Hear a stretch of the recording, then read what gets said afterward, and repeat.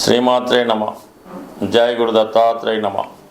ఈ వీడియోలో మనం మిథున రాశి వారికి 2025 జూలై నెల మాస ఫలితాలు తెలుసుకుందాం.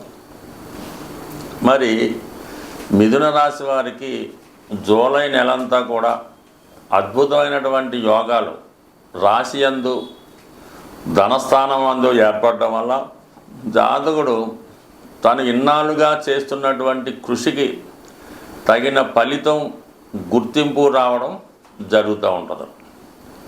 తృతీయాధిపతిగా ఉన్నటువంటి రవి రాశి యందు సంచరిస్తున్నప్పుడు రాశిని చాలా ఉత్సాహంగా యాక్టివేట్ చేయడం జరుగుతూ ఉంటుంది. తన యొక్క మేధస్సుతో ఏ సమస్యన్నా పరిష్కరించగలడం, ఒక విధమైనటువంటి గుర్తింపు హోదా కూడా రావడం జరుగుతూ ఉంటుంది. అయితే అక్కడ గురువు కూడా ఉండడం వల్ల, గురువుతో పాటు రవి కలగడం వల్ల గురువు ఏ ఏ కారకత్వాలు వహిస్తాడు, ఏ ఏ రాసులకి రిప్రజెంట్ చేస్తాడు, ఇవన్నీ కూడా రవి గురువుల కలయికతో ఆ భావాలు అభివృద్ధి చెందడం జరుగుతూ ఉంటుంది.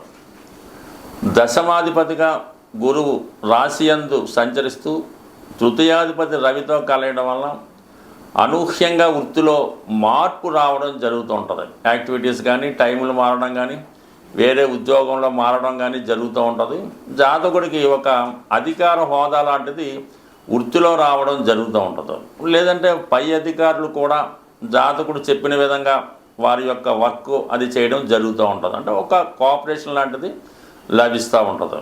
ఇక సప్తమాధిపతిగా ఉన్నటువంటి గురువు రవితో కలియడం వల్ల జీవిత భాగస్వామి యొక్క ఆరోగ్యం బాగుంటుంది, వారు ఉత్సాహంగా ఉంటారు. వారికి ఏమైనా ప్రభుత్వ అవకాశాలు కానీ, విదేశ అవకాశాలు కానీ, దూర ప్రాంత ప్రయాణం చేసే అవకాశాలు కానీ రావడం జరుగుతూ ఉంటుంది. అంటే తృతీయం ఎప్పుడు కమ్యూనికేషన్స్, ప్రయాణాలు చెప్తూ ఉంటుంది. సప్తం అన్నది వైఫ్.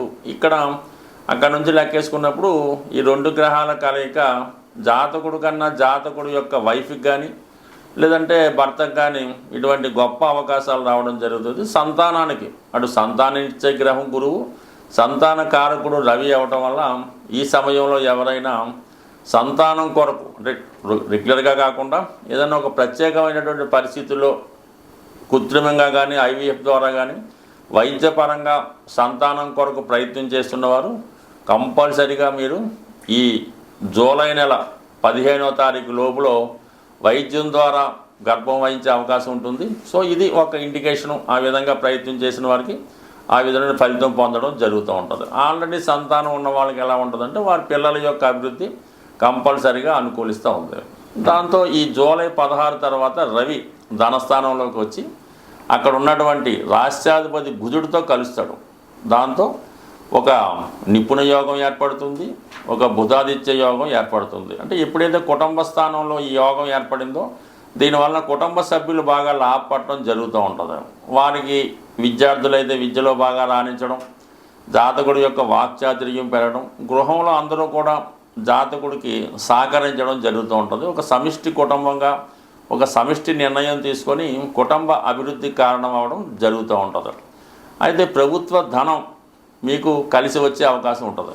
ఇంకా చతుర్థాధిపతిగా బుధుడు రవితో కలిసి ఉండడం వల్ల మీరు ఏదైనా గవర్నమెంట్ లోన్ కోసం ప్రయత్నం చేసినా ప్రయత్నం జరుగుతుంది, స్కాలర్షిప్ లాంటిది వస్తుంది. అలాగే మీ యొక్క వాక్చాతుర్యం పెరగడం వల్ల ఒక ఇంటర్వ్యూకి వెళ్ళినా, ఏదైనా ఒక పని మీద ఎవరితో మాట్లాడినా 100% మీకు సక్సెస్ రావడం జరుగుతూ ఉంటుంది. అంటే 12వ స్థానంలో శుక్రగ్రహం అంటే పంచమాధిపతి వెయిల్లో ఉండడం వల్ల చాలా కాలంగా మీకు ఒక హాబీగా ఏదన్నా వస్తువు కొనాలని కానీ, ఒక దాంట్లో ఇన్వెస్ట్ చేయాలి కానీ, ఏదైనా ఒక ఎంటర్టైన్మెంట్ కార్యక్రమంలో పాల్గొవాలని అన్నటువంటి మీ యొక్క జీవితాశయం, మీ కోరిక 100% నెరవేరే అవకాశం ఉంది.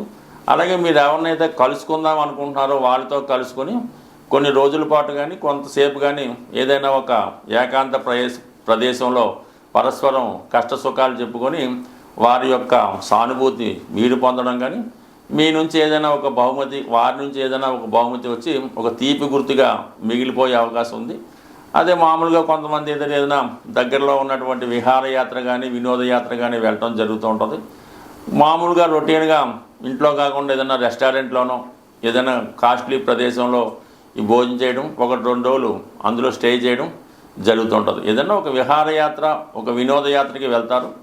అక్కడ కామన్గా మీరు ఎవరినైతే కలుద్దాం అనుకుంటారో వాళ్ళని కలుసుకొని వారి నుంచి కొంత ఫ్రెండ్షిప్, సానుభూతితో పొందే అవకాశం ఉంటుంది. మొత్తం మీద ఈ గ్రహాలన్నీ కూడా అనుకూలంగా ఉన్నాయి. 3వ స్థానంలో ఉన్నటువంటి కుజకేతువులు మీ యొక్క నిర్ణయాల్లో, మీ యొక్క పనుల్లో వేగం పెరుగుతూ ఉంటుంది. భూమి, స్థిరాస్తి, గృహం కొనాలనే మీ యొక్క ఆశయం నెరవేరుతుంటుంది.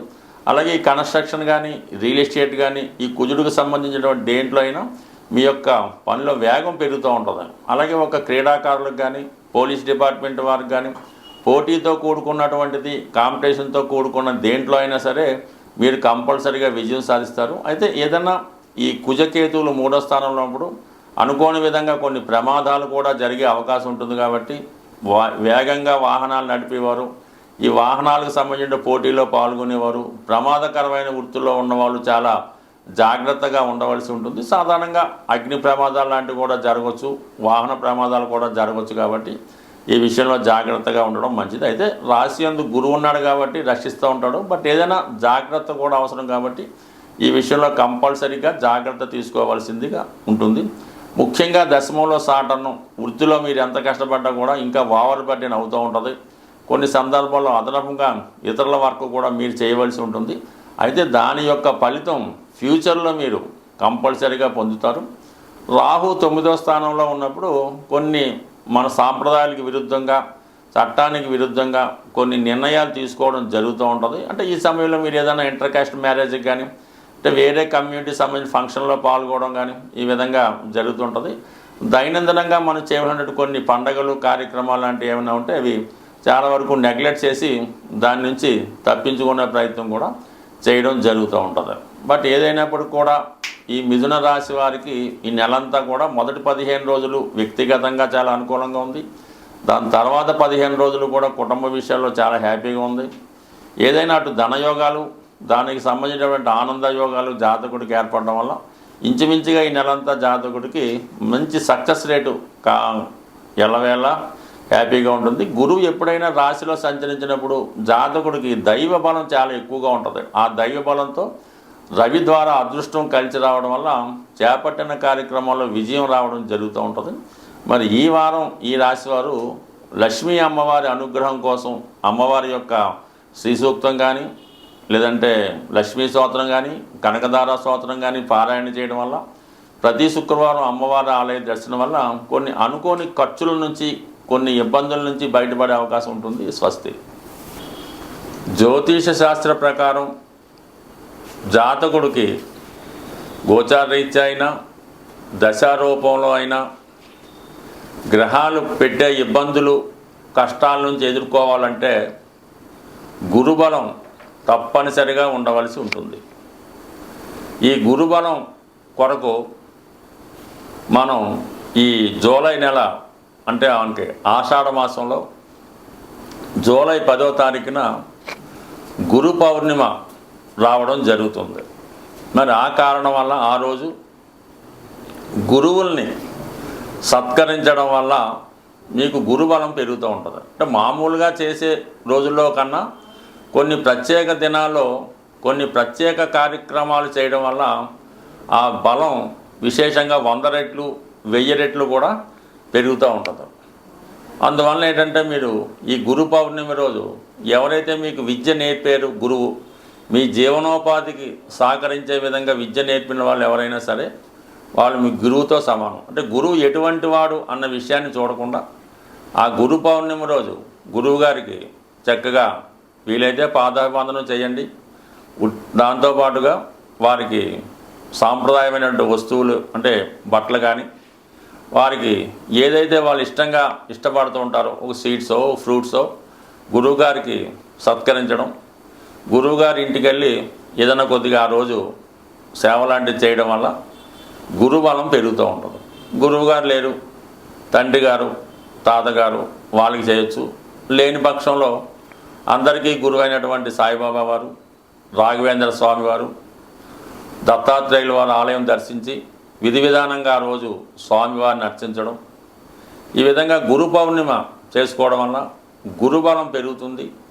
గురుబలంతో మీకు అటు సంస్కారం, అటు ఆరోగ్యం, ఐశ్వర్యం లభిస్తుంది. అలాగే జాతకుడు జీవితంలో సుఖపడాలన్నా, స్త్రీలకు సౌభాగ్యం కలగాలన్నా శుక్రగ్రహం తప్పనిసరిగా జాతకంలో బలంగా ఉండాలి. అటువంటి శుక్రుని యొక్క అనుగ్రహం కోసం ఇదే జూలై నెల 25వ తారీఖు నుంచి శ్రావణ మాసం ప్రారంభమవుతుంది. ప్రారంభమే మనకి శుక్రవారంతో, శ్రావణ శుక్రవారంతో ప్రారంభమవుతుంది. కాబట్టి అది కేవలం శ్రావణ మాసం, శ్రావణ శుక్రవారం స్త్రీలకే కాకుండా మగవారు కూడా కంపల్సరీగా చేసుకోవలసి ఉంటుంది. ఆ రోజు కంపల్సరీగా ప్రతి శ్రావణ మాసంలో వచ్చే ప్రతి శుక్రవారం విధి విధానంగా నియమంగా ఉంటూ లక్ష్మీ అమ్మవారి ఆలయంలో అమ్మవారికి సౌభాగ్య వస్తువులు పెడుతూ సాధ్యమైనంత వరకు స్త్రీలకి, అంటే మీరు ఎవరైనా సరే స్త్రీలకి పేరంటం రూపంలో వాళ్ళకి తాంబూలం, దక్షిణ, వస్త్రాలు మీకు ఏది సమకూరితే అది సమకూర్చడం. ముఖ్యంగా ఈ శ్రావణ మాసంలో అక్క చెల్లెలకు, తల్లిగారికి, అత్తగారికి, అంటే ఎవరైతే మీ రక్త సంబంధి బంధువులు ఉన్నారో మీ శక్తి కొలది వారిని సత్కరించడం వల్ల, వారి ఆశీస్సులు పొందడం వల్ల వివాహపరమైన సమస్యలు సాల్వ్ అవుతాయి, మాంగళ్య బలం పెరుగుతూ ఉంటుంది, ఆర్థిక పరంగా అనుకూలంగా ఉంటుంది. అంటే ఒకే నెలలో అటు శుక్రబలం పెంచుకోవడానికి, అటు గురుబలం పెంచుకోవడానికి అవకాశం రావడం జరిగింది. ఈ రెండు మనకి శుక్రబలం, గురుబలం పెరిగితే సమస్త గ్రహాలు కూడా అనుకూలంగా ఉంటాయి. కాబట్టి ఖచ్చితంగా శ్రావణ మాసం అంతా కూడా అమ్మవారికి ఇష్టంగా ఉంటుంది. కాబట్టి ఏదో ఒక అమ్మవారి ఆలయ దర్శించడం.